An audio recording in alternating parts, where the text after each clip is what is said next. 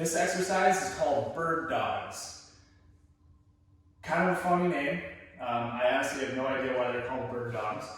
But the setup for the exercise is going to resemble that static beast position that we practice. However, we're going to keep knees on the floor. So you've got balls of your feet on the floor, knees and hands.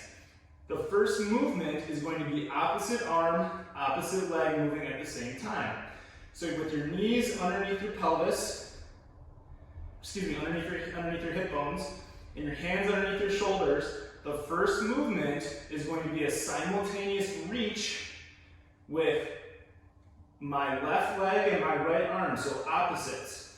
Now, my goal for this exercise not only is to remain stable, but achieve the largest range of motion with my leg and my arm that doesn't involve me caving at my lower back to get that hip extension and this raising of this arm. So if you feel your lower back caving, you've gone too far, okay? So keep that belly button tucked high and tight.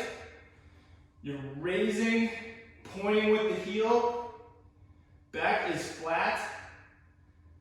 Hold for a 2-second count. Come back in. Now do the other side. Raise up. Squeeze your butt cheek. Get that heel high.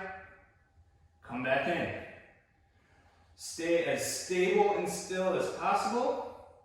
This is another one of those exercises that could really benefit from the feedback of a shoe on your lower back, maybe a yoga block.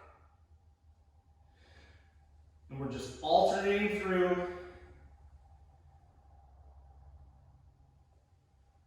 each side, and we'll do this for a set number of reps.